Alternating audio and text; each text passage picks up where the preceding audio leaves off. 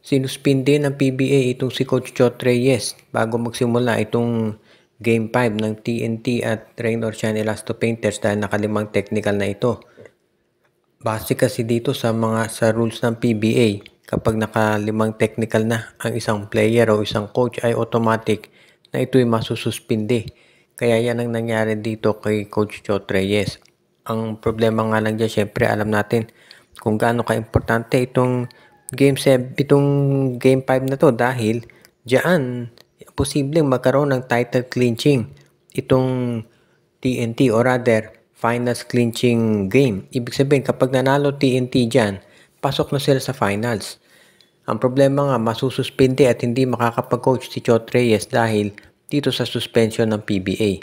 Malaking dagok yan para dito sa Tropang Giga dahil kapag nanalo Rain or Shine dyan, magkakaroon sila ng momentum para sa susunod na game. Kaya nga mukhang ang sabi nung iba, wala namang magrereklamo dito sa rules ng PBA. Alam naman ni Coach Chot Reyes na talagang pag nakalimang technical ka na, ay automatic suspension yon. Ang problema lang nung iba kasi, bakit daw si Coach Chot Reyes napakadaling bigyan ng technical pero yung ibang coach katulad ni Tim Cone ay hindi binibigyan ng technical. Masyado yung leeway na binibigay sa kanya. Kaya maraming naniniwala talaga na mukhang ganyan nga ang nangyari. Parang hindi raw pabor o hindi pantay ang tingin ng PBA pagdating dito sa tawagan ng mga referee ng technical dito sa TNT kumpara sa SMC. Pero ang sabi naman ng mga fans ng SMC, tama lang yan, na bigyan ng technical si Coach Chot dahil iyon ang nasa procedure. Kung ano pa man, kinakailangan mag-step up ng mga assistant coaches ni Chot Reyes dahil syempre kinakailangan nila na tapusin na yung serye as soon as possible para makapagpahinga yung mga players naman nila. Samantala naman, ang balita ngayon, ito raw si Xavier Lucero ay nakakatanggap ng malaking offer hanggang $12,000 a month mula dito sa mga team sa Taipei o sa Taiwan. Dahil ayon dito sa mga reports na lumabas sa Spin, papayagan na raw ng basketball league doon sa Taiwan na kumuha sila ng mga Asian imports at karamihan daw doon ang gustong makuha ay itong si Xavier Lucero. Kaya nga kinakailangan daw ngayon kung ikaw ang Magnolia ay siguraduhin mo na lalakihan mo yung offer kay Lucero para to ay hindi umalis dito. Dahil syempre alam natin na kahit may contract yan si Lucero baka mag-request yun na paalisin na siya at papuntahan o hayaan siya na magpunta dito sa ibayong dagat sa Taiwan para doon mag-basketball. Kaya nga syempre napakalaking tagok niyan para sa Magnolia kung sakasakali nga na umalis itong si Xavier Lucero. Pero sa ngayon, ito'y sabihin nga natin na mga offer pa lang at hindi naman tiyak na ito'y tatanggapin ni Lucero. Pero syempre, kung ikaw ay bibigyan ng ganyang kalaking offer ng Taiwan basketball team, syempre mapapaisip ka.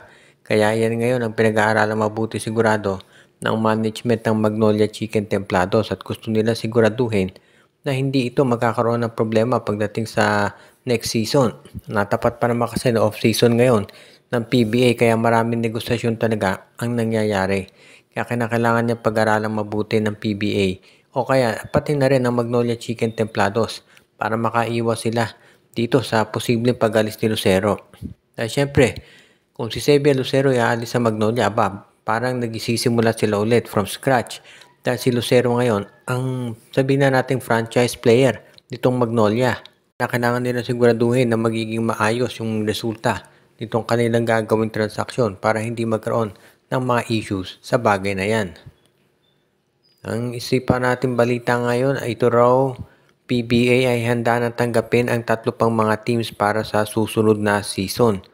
Dahil mukhang nangangailangan daw itong PBA talaga na siguraduhin na magkakaroon sila ng additional na mga players o mga teams para mas maging maganda yung mga games. Alam natin na itong Zamboanga Valiente siya na bumili dito sa Terra Firma. Pero ngayon gusto rin siguraduhin ng PBA na yun namang ibang mga teams katulad ng Strong Group Athletics at ng Mighty Sports ay magkaroon din ng tsansa na sumali dito sa PBA.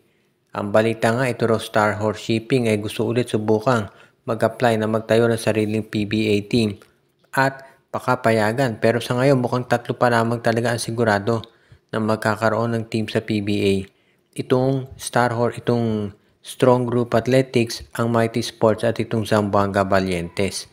So good news sa fans ng PBA kapag nagkaroon sila ng additional na mga players at mga teams dahil syempre alam natin ang mga fans gusto mas maraming mga teams sa PBA para naman magkaroon ng tinatawag na parity o ibig sabihin increased competition para dito at hindi na lang palaging SMC at MVP group ang naglalalaban pagdating sa finals. Kaya magandang balita ito para dito sa fans ng PBA kung sakasakali nga na ito'y matuloy. At alam natin na magiging maganda talaga sa PBA kung sakasakali na magawa ng paraan ito at talagang madagdagan yung mga teams dahil syempre yan ang hinahanap talaga ngayon nitong mga fans. Kung sakasakali nga na matuloy yan, abay good news din ito sa mga hindi lang fans kundi mga players. Dahil taon-taon meron mga pumapasok na rookies dyan at gusto nila syempre madagdagan ng mga teams para naman yung mga players magkaroon din ng hanap buhay at magkaroon sila ng mas magandang resulta pagdating dito sa liga. At ang huli nating balita ngayon, itong si Andreas Cahilig o si Dre Cahilig ay hindi pa natin natitiyak kung makapaglalaro dito sa crucial na Game 5 ng San Miguel versus Ginebra. Nagkaroon ito ng hyperextended knee, so hindi ito nabibigyan ngayon ng pagkakataon na maglaro. At kapag hindi nakapaglaro si Cahilig, medyo magkakaproblema ang San Miguel dito sa kanilang rotation. Dahil ang big man na lang nila itong si Fajardo at si Tautua at si Rodney Brondial. Si Tautua ang backup center nila.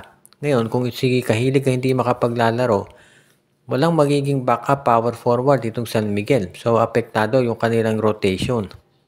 Pwedeng gamitin ng San Miguel na power forward itong si Don Trollano pero alam natin hindi yan ang natural position niya. Ang natural position ni Trollano ay pang small forward at kapag ginagawa itong power forward apektado yung kanyang produksyon dahil syempre ang dinedepensahan niya mas malalaking mga player. Kaya mukhang yan ngayon ang nagiging problema nitong San Miguel pagdating dito. Kaya kinakailangan itong si Andreas Cahilig sana dapat makapaglaro yan dahil yan very important siya talaga para dito sa San Miguel kung sakasakali. Kaya yan ngayon ang magiging adjustment ni Coach Leo.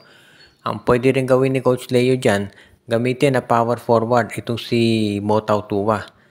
So magsasabay si Tautua at si Fajardo dun sa loob at kapag kinakailangan na magpahinga ni Fajardo, ipapasok naman itong si Rodney Brondial. So magiging center naman si Tautua. Medyo magiging maikli yung rotation nila pagdating dito sa power forward. Kung sa bagay, pag playoffs naman talaga, maikling rotation ng mga coaches kaya hindi na nakapagtataka kung ganyan talaga ang maging sitwasyon. Pero sa ngayon, ang SMB umaasa pa rin na itong si Dre Cahilig ay makapaglalaro dito sa very important na Game 5 para sa San Miguel at sa Ginebra na rin. Shoutout kay RG Bueno at Dalina family, kay Joshua Giray Espejo at Rosales family.